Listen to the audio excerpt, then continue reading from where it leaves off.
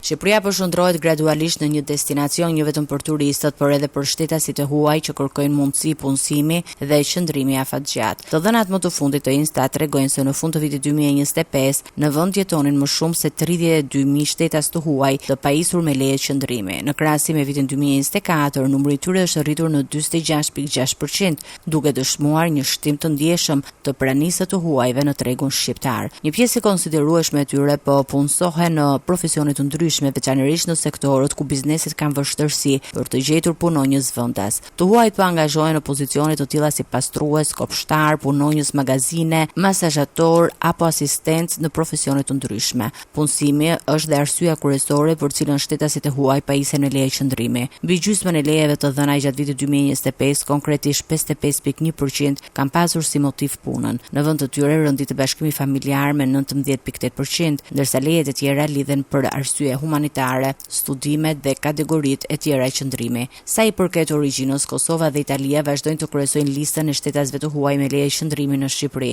Shtetasit kosovar përbëjnë 19.5% të totalit, ndërsa ata italian 12.6%. Megjithatë, ndryshimet më të forta janë evidentuar te shtetasit nga Filipinet dhe India. Numri i filipinasve me leje qëndrimi është rritur në 136.1% brenda një viti, ndërsa për shtetasit indian rritja ka arritur në 87.6%. Kjo tendencë përkon me nevojën në rritje të ekonomisë shqiptare për punonjës, veçanërisht në sektorët ku mungesa e fuqisë punëtore po bëhet gjithnjë më e dukshme, por krahas rritjes së numrit të huajve me dokumentacion të rregullt, autoritetet kanë evidentuar edhe raste të qëndrimit pa rregullt. Gjatë vitit 2025 janë identifikuar 1926 shtetas të huaj në situatë pa rregullt nga 1540 të tillë që ishin evidentuar një vit më parë.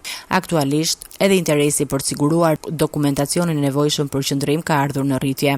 Aplikimet për leje qëndrimi gjatë vitit 2025 u shtuan në 43.5% të krahasuar me vitin 2024. Një pjesë e rëndësishme e këtyre aplikimeve vjen nga shtetas indian dhe Filipinas, të cilët së bashku përbëjnë më shumë se 1/4 e aplikimeve totale. Shifrat e Instatit tregojnë kështu një ndryshim të rëndësishëm në profilin e Shqipërisë, e cila po kthehet gradualisht në një vend ku shtetasit e huaj jo vetëm kalojnë pushimet, por zgjedhin të jetojnë dhe të punojnë.